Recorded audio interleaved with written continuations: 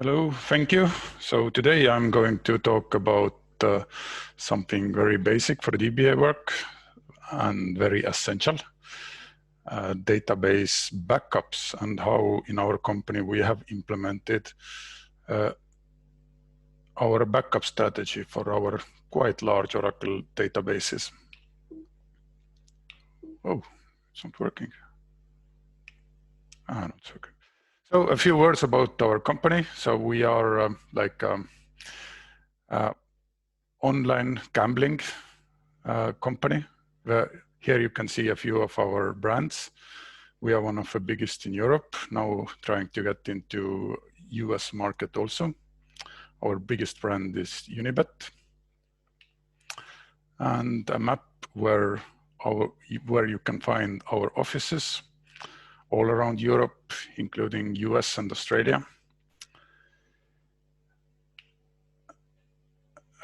And what I'm going to go through in this presentation, why we started to change our backup strategy, how did we choose, how did we implement our incremental forever backup strategy, and how to do recovery, and some fun slides. And in the end, if you make it, then I will give out everything that I talk about as a free code also. So a few words about myself. I've been working for Oracle databases for quite a long time. Started out as a PHP MySQL developer, but now I've been with Oracle databases quite a long time. Occasionally tweet, occasionally blog. So let's get started. The problem with backups, I guess everyone is feeling it these days that databases are getting larger and larger, and terabyte databases are not something uncommon anymore. Even tens of terabytes or hundreds of terabytes databases, and backing these databases up with traditional RMAN based tools can take even days. The trigger why we started to rethink our backup strategy was the biggest database we had. At the time, it was only less than 50 terabytes, but running a full backup into using RMAN to tape took even days. If you start thinking how long will a restore take,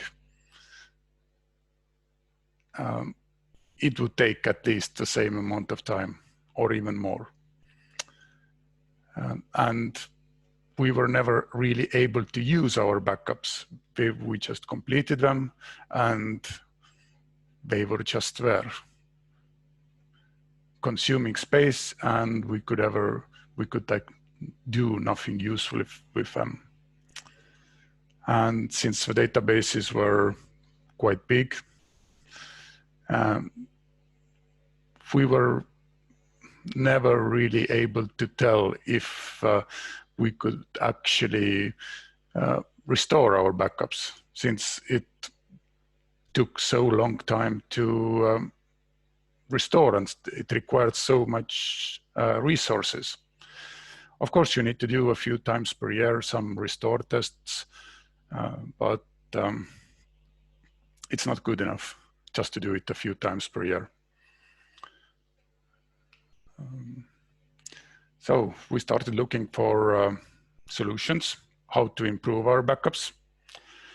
And here you see a few options that I've seen people doing, like doing a storage page snapshot of your main data file area. But I wouldn't really consider it a backup, since it would take a snapshot of your primary data file storage, and your backup, so-called backup, would still rely on that same storage where all your main data files are. Data guard that Martin just talked about is a good option, but it's not really a backup solution. It's like a disaster recovery solution. It has no archive. Its only purpose is to keep like a secondary online copy of your entire database. There is no history behind it. And what I've seen many people do is have a data guard standby and just take the backups from your standby database side. But you still need to do the same amount of work, but you just offload the work from your primary database into your standby database. But all the backup and recovery time and resources, they all remain the same. So here in this presentation, I consider a backup that is like a copy of your data files on completely separate storage system. So you could recover from a complete storage failure and still be able to recover from a failure.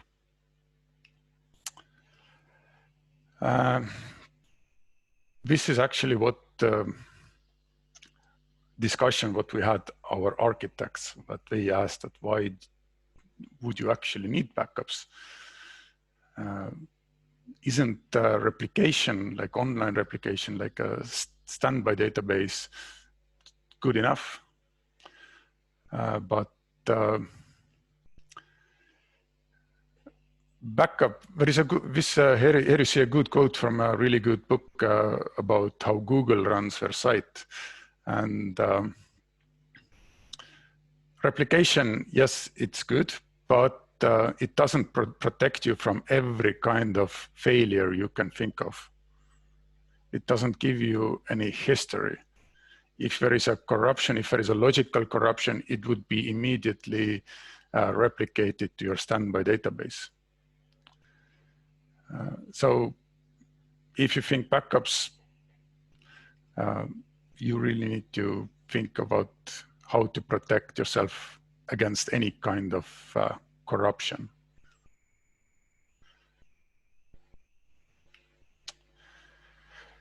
So even if you still have a standby database, I think you would still, in addition to that, need traditional old school backups. So, and Oracle comes with a tool for backups. It's called RMAN. It's fully supported by Oracle. Every DBA should know how to use it. It's built into Oracle kernel. And there is an RMAN command how to access it using a command line. And most of third-party backup tools that are on the market use RMAN internally anyway. And RMAN has two kinds of backup storage methods, backup sets and image copies. So let's look into them. What options do these methods provide? So first, backup sets are the default option, but if you write a backup database command in RMAN, you will get the backup set. It's like an Oracle proprietary backup archive format. It can store every kind of file that is needed to back up your database and recover your database. It has many good features, like it can do incremental backups. They can be internally compressed, encrypted. RMAN just silently does a few optimizations. For example, it can not back up undue data that is already committed and the undue retention time has already passed. So you don't really need this data when you recover a database. So you don't need to actually back it up. It can just automatically keep backup history and backup retention time. You just set like a recovery window, and RMAN will automatically keep history for that configured amount of time. Another option is what RMAN gives you is image copies. And image copies are just bit by bit exactly the same copies of your data files, archive log files, or control files. There are no features whatsoever. They are just exact copies of your database files. There is no compression, no features at all. There is no keeping of history of image copies. No optimization works there. But one feature that they have is they can be incrementally refreshed. That if you one time have already taken a image copy of your data file, next time you don't need to take a full image copy again. You can incrementally refresh the already existing image copy, so it would be updated to the latest state. So from a previous slide, it looked like backup sets are so much better. Why would we even have image copies? But these features like compression or encryption, they come at a price. And you need to use database CPU. It's a database CPU that does the backup compression. It's a database CPU that does the backup encryption. And you pay Oracle by CPU core. Do you really want to pay Oracle really expensive licensing price just to do your backups? Maybe they should be better used to service your customers. And if you have, if you're doing like incremental backup, how do you restore it? First, you have to restore a full incremental backup, and then start applying all the small incremental backups on top of that.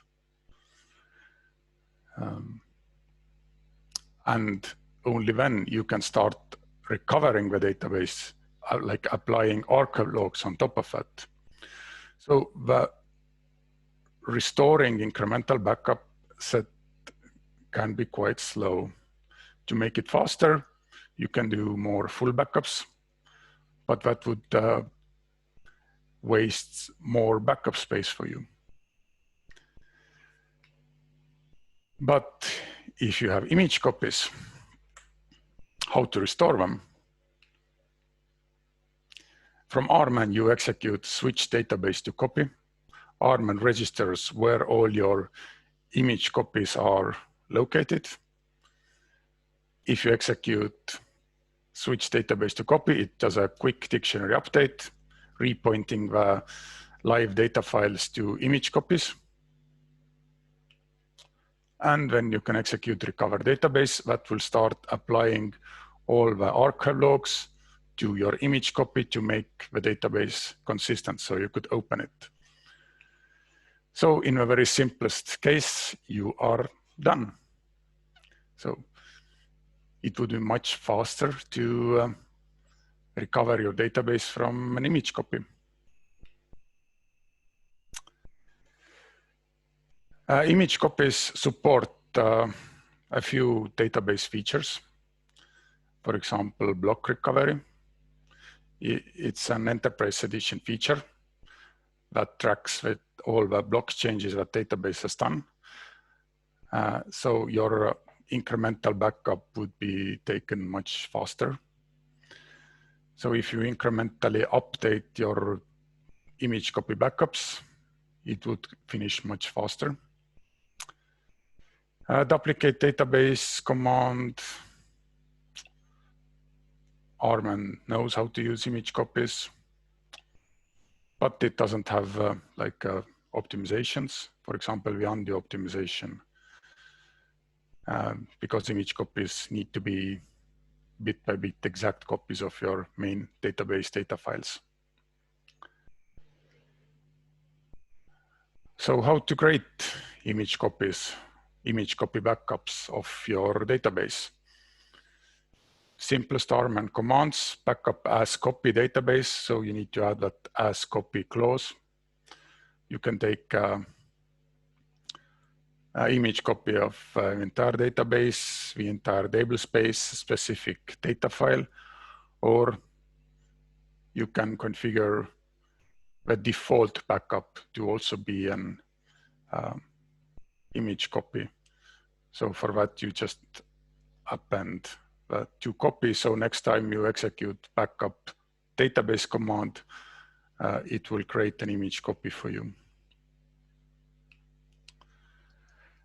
So if you have already created an image copy backup of your database, how to incrementally refresh it? So first you need to take an incremental backup of your database that would be used to, that would contain all the changes from your image copy to the current state of the database. It will be stored as a backup set. The second recover command will take that incremental backup set and apply it to your existing image copy database backup, making it current. And the third delete command will delete the incremental backup set that was created in the first step. So after that, your image copy is refreshed using an incremental backup. You could also keep your incremental backup older, let's say 2 days older than your current database is. This would give you like a recovery window. But if there is a logical error, somebody dropped an important table or corrupted some data in your database, and it happened, let's say 1 day ago, you can switch your database to image copy that is 2 days old, and then use recover command to apply all the archive logs for the next day until the corruption happened, and you can do an incomplete database recovery from that point. But if we go for the image copy backup solution, we would still miss a lot of features that backup sets give us just out of the box. But all the storage systems today, they are not anymore just a bunch of disks.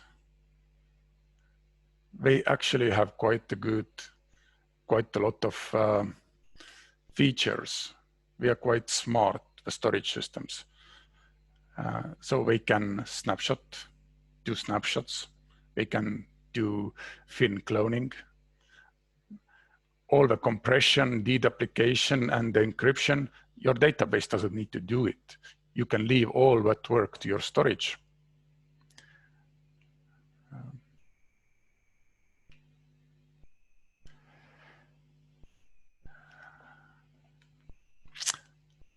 And this applies to regular database backups also. And here in this presentation, I only talk about hot database backups. But this backup done while the database was still running. So if you take any backup, either it's to backup set or image copy of a database that is currently running, you can't directly use that backup because it isn't in a consistent state. It needs archive logs to make it useful. So even with, so if you do like an image copy backup, you can't forget about backing up your archive logs also. But you don't actually need to use RMAN backup sets to back up your archive logs. Oracle database has some interesting features that we could use. And it has had for quite a long time now the possibility to configure multiple archive log destinations and mark them either mandatory or optional. So if a database does a log switch, it doesn't only archive the log into one place to one destination that could be a recovery area. It could also copy the same log into your backup area. There are up to 31 destinations that you can configure inside the database. And you can mark some of them mandatory, meaning if database doesn't succeed archiving a log into mandatory destination, it will stop and not process anything further. So you can configure your database that it would store additional copy of your archive log together with your database image copies, both of which are located in a completely different storage system when your main database is running. So if you create a snapshot of your backup area, it would automatically include all your image copies of all your data files, and also all the archive logs needed that are needed to recover the image copies into a consistent state. How to configure additional archive log destinations? There are up to 31, or was it 32 destinations that you can configure. Here in the first command, I set the location to be your main fast recovery area and mark it as mandatory, but archive logging into this destination must succeed. And as a secondary destination, I configure like an NFS backup area on like an NFS storage. And since it's not marked as mandatory, it will be optional, meaning if archiving to this destination fails, database will just configure working. So let's put now everything together and what we are doing as a backup. First, preparing storage and databases for backing up the databases. Each database has its own dedicated backup area from a secondary backup storage. We use NFS for it because it's just so much simpler to manage than any block device or any ASM device. So NFS is just presented to the operating system, and Oracle sees them as just regular directories and files. Configure the database so that the secondary archive log destination is in the same backup storage file system. And first, you need to complete the first full image copy backup of the entire database. And hopefully this is the last time you need to do a full database backup. It will take time, yes, but you need to do it at least. You need to do it once. And what happens every day during the normal backup cycle? Since the secondary archive log destination was optional, and in case there was any storage interruption or network interruption to the backup storage, we could miss some archive logs. And if we miss some archive logs in a backup, the database recovery will just stop at that point. We can't recover beyond that point. But in view $V archive log, Oracle keeps track of all the archive logs and in what destination they were stored. So we could just do a very quick dictionary lookup and compare our mandatory destination and our secondary backup destination, that they are equal. All the archive logs in the mandatory destination should be present also in the backup destination. We should then switch all our current online redo threads.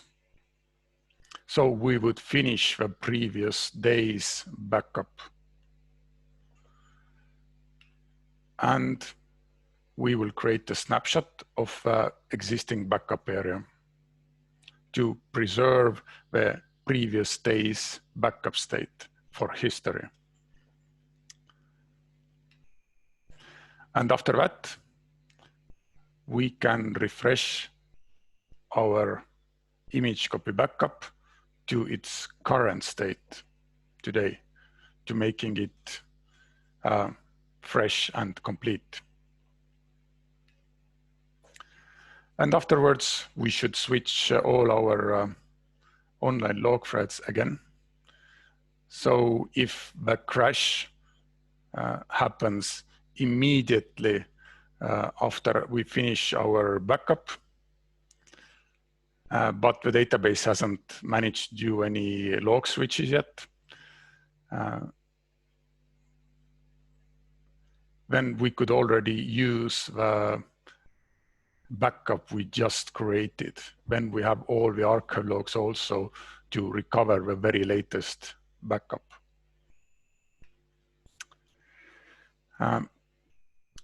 And during the day, we should do a very quick dictionary check that we have all the archive logs present in our backup destination, because it was marked as optional. We don't want the database to freeze when our backup storage is down.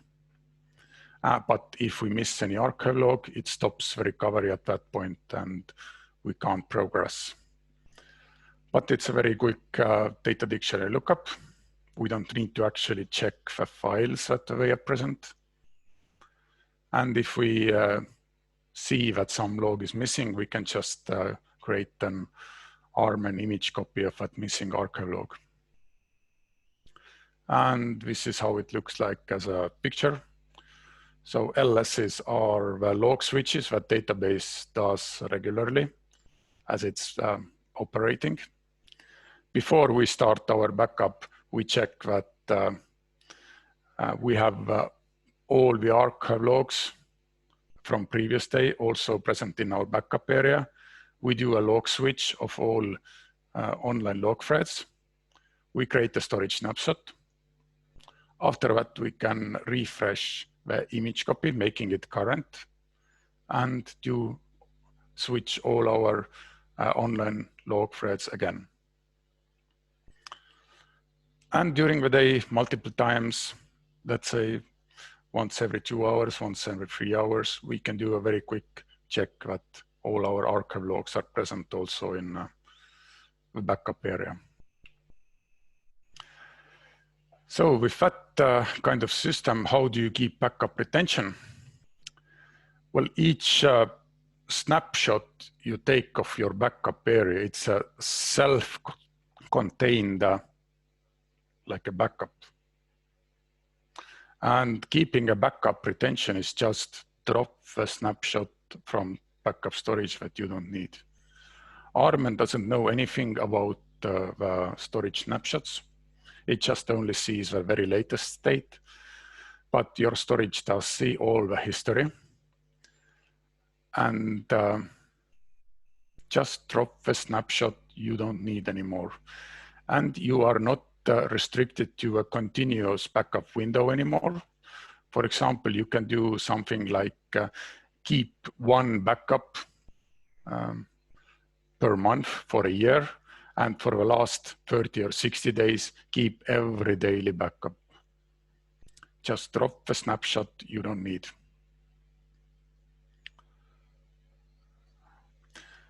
So sort of each snapshot is a keep backup in RMAN language.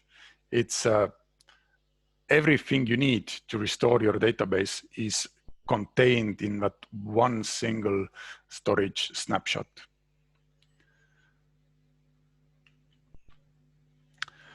What you need for that? First, you need like a storage system that isn't just plain bunch of disk and a very simple file system. You need a smart and capable backup storage. I would recommend connecting it using NFS. And on database side, you can also enable direct NFS. That would make your database backups much faster from Oracle side. And if you have Enterprise Edition, you can enable also block change tracking, making the refreshing of your incremental backups much faster. So what features you need from storage? First, snapshots for keeping backup history. For recovery, creating thin clones from existing snapshots. To save space, compression. NFS, it would just make your management tasks much easier.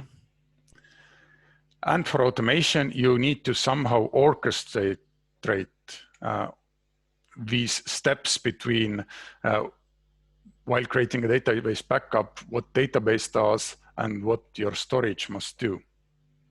So your storage needs some kind of remote API, how to call, creating a snapshot, how to create a clone. And if you require vended application and encryption, but these features shouldn't be anything too much nowadays, quite common features. So a few storage systems that we have worked with that do have these features. We use currently Netapp storage for our backups. Works fine. Previously, we used Oracle ZFS Storage Appliance. Few other systems that we haven't actually used. I will skip the compression ratio. Compression ratio depends a lot of course, your data actually. But we are seeing 2, 3, 4 time compression ratio that just storage can do. Snapshot size, it depends. It starts growing over time. So daily backups, in this example, we have a 3 terabytes database, and each daily snapshot size is 22 gigabytes. And as the older the snapshots get, they get larger and larger because they need to contain more and more changes that differ from the current state. Some larger database, but is a very, very busy data warehouse.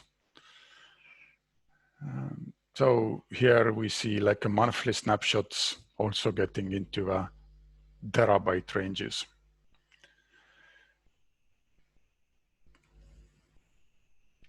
So how to schedule your backups? Quite easy way to get started is just schedule external scripts from the VMS scheduler. And if you write your backup scripts properly, meaning that they will handle errors. If there is any error, it should also, your script should exit with a non-zero exit code. If it does, the DBMS scheduler will also see it, that your backup exited abnormally, and it will make the backup job fail. And you can quite easily monitor your backup jobs using DBMS scheduler. But we started using an external scheduler tool, Jenkins. That is a very popular tool for like continuous integration. It's a very simple free tool. So we pretty much use it for backups as a glorified scheduler. Give it a scheduling interval, and it connects to the database servers over SSH and executes the backup scripts. But it has all the nice features, like if there is a failure, it can send you an email. It will retain all the full console outputs and store them inside Jenkins. So we have all your log history stored in Jenkins. It's completely free, very popular tool. And it has some nice icons, like a weather icon. If you see like a nice Italian sun there, it means everything is working good. But if you see some rain clouds, what I see currently in Stockholm, this means that there have been some failures. And you could look into it. How to restore your database? First, you need to decide the point where you want to restore your database to. Take that snapshot and clone it. Never take the latest backup area, because if you restore your database directly into your backup area, it will destroy the very latest backup. So always take a snapshot, even if it's the very latest one you want. Take a snapshot and clone it and mount it. Mount that clone and catalog all the files there into your Oracle database. After that, you can switch your current data files to the ones that were just cloned. And you are then ready to apply all the archive logs into the image copies you just restored to up to the time point you require. After that, you have an option. If recovery has finished, you can immediately open up the database. But if your backup storage wasn't really as good as your primary database storage, at some point you would like to move your restored database back to your very fast production database storage. Luckily, since 12c, there is a feature you can move all data files, including system, online. So after you have recovered your backup database, you can immediately open up the database for traffic. And you can start, while the database is open and taking traffic, start moving your data files back to your very fast primary storage system. A few advantages of that system. If all goes well, you never need to take a full backup again. You just keep refreshing your current full backup daily. You don't really need to take archive log backups. Database will just store the archive logs in the backup area automatically. Each snapshot is self-contained. Everything you need to restore a database is contained in that one snapshot. Potentially, you have a quicker restore process. And the main benefit is you can start doing useful things with your backups. They are not just useless files.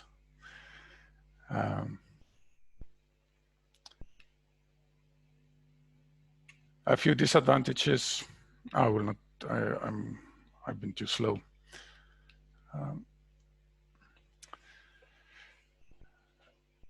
A few words about recovery point and recovery time objectives.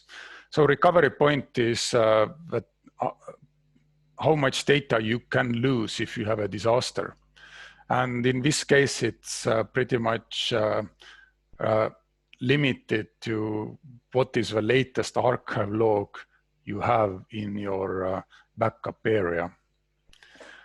And since database in every log switch does that archive log copy by itself, you can use this archive lag target parameter to make sure that the database does a log switch every, let's say, 20 minutes, every 30 minutes. So your recovery point is limited to 20 or 30 minutes.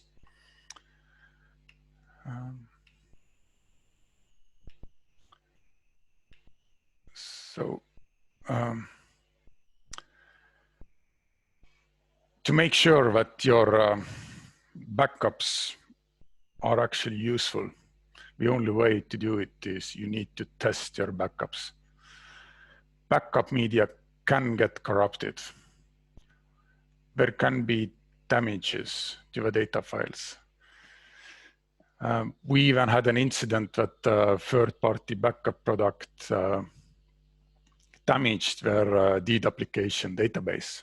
That all the backups finished just fine, no errors at all. But when we needed to actually restore it, it turned out that the product's deed application database was damaged and we couldn't access the database. We couldn't restore the database. But since with this system, restore is so easy, we have automated it, and we every day do a restore test for all of our databases.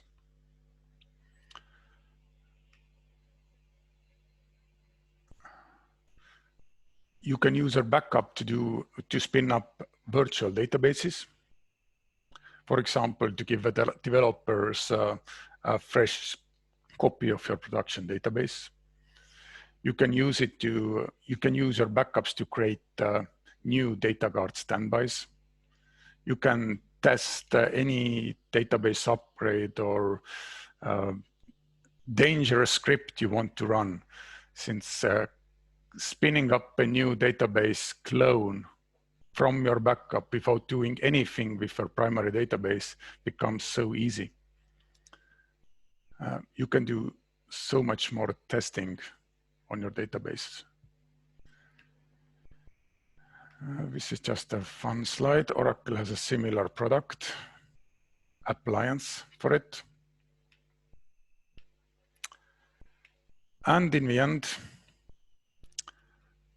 we have open sourced all our backup scripts, including daily restores in this GitHub repository. It's free to use. It currently supports Netapp and Oracle ZFS Storage Appliance as a backup storage, but it's very easy to add support for other storage technologies. You just need to create a Python module. It's all written in Python. And in that Python module, you just need to tell how to create snapshot from your storage, how to create new clone from your storage. So go to that GitHub repository and you can access all our clones. We have been running it for, I don't know, 5 years almost, and we are still running with it exactly the same code. I encourage you to first play it around in your virtual environment, like in your VirtualBox. And Oracle provides you actually Oracle ZFS Storage Appliance Simulator to give like a smart backup storage for your VirtualBox environment. You can download it using that link. So that was all my presentation I wanted to show. And let's see if we have some questions.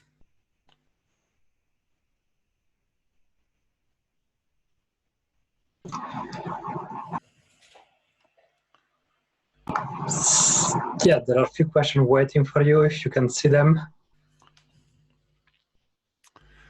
Okay, I'll start with this one. What is your RMAN archive log deletion policy described in a backup solution? We have set the RMAN, very good question.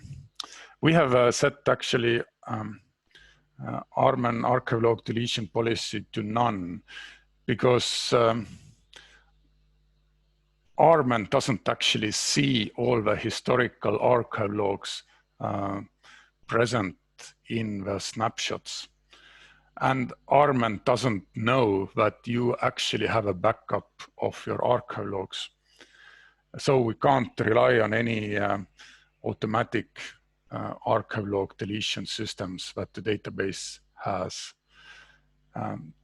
So every time we run a backup, we also, and it has finished successfully, we also do manually archive log deletion with an RMAN command, delete force archive log until time, and let's say 4 days ago or something like that. So you need to manually delete the archive logs in that case.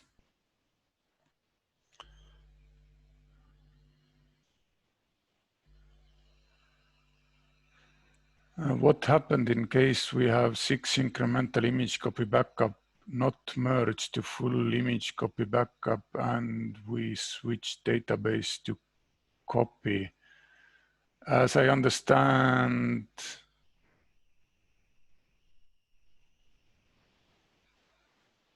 this question is about if you have just created a like a multiple full image copy backups,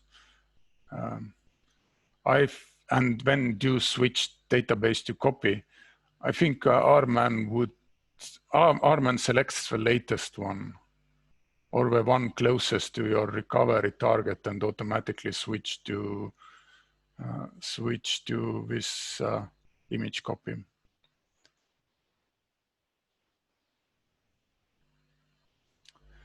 What about RMAN backup as copy with Oracle Secure Backup and S3 instead of NFS?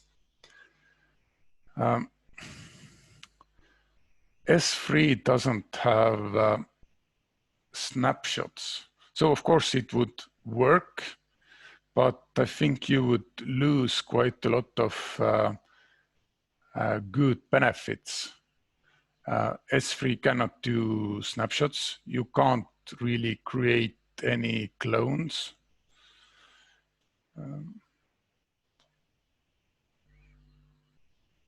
So I would say possible, but you would lose out quite a lot of potential features.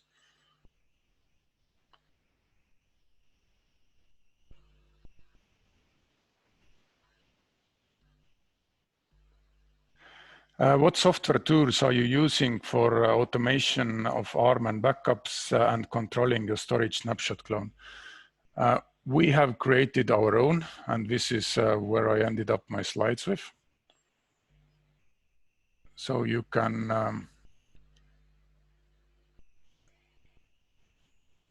if I can share my screen again.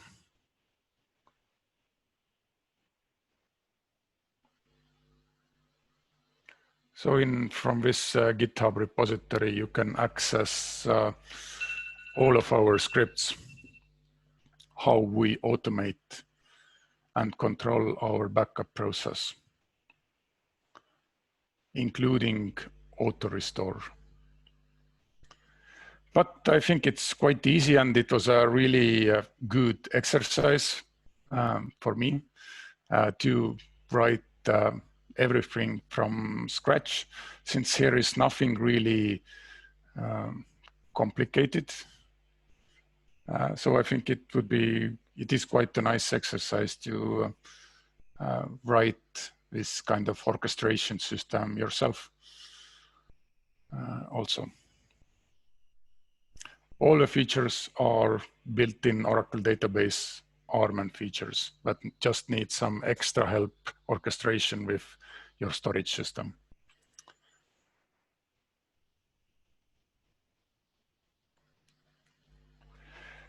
Can ACFS also be used for snapshots? Yes, technically yes. And ACFS would also do cloning. But I have tried to stay away from ACFS because I'd really like the backup to be on a completely different storage system, completely away from our main database, the database cluster, so it doesn't depend on really anything surviving from main database system, including clusterware. So that's why I've stayed away from ACFS. But technically it would be possible. But then again, I think you would lose out a lot, for example, when doing clones for restore tests and to giving out clones for developers or for testing,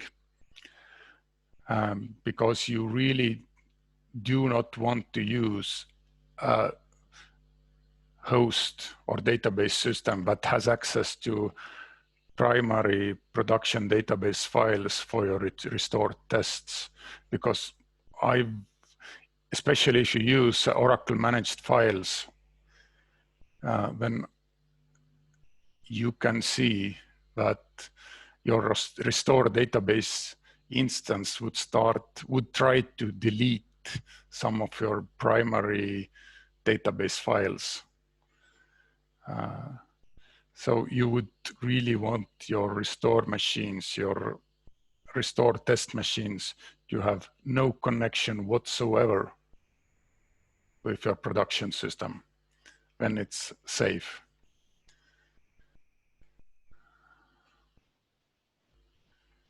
So these are all the, there is one question in front.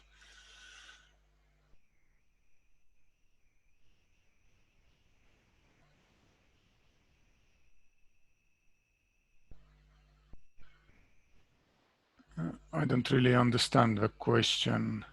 I recently tried a backup script using recover of copy until sysdate -1, but every time I run the first database copy is done the FRA instead of.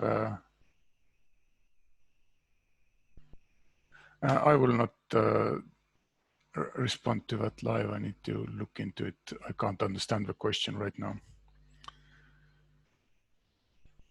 So thank you. That's all from me.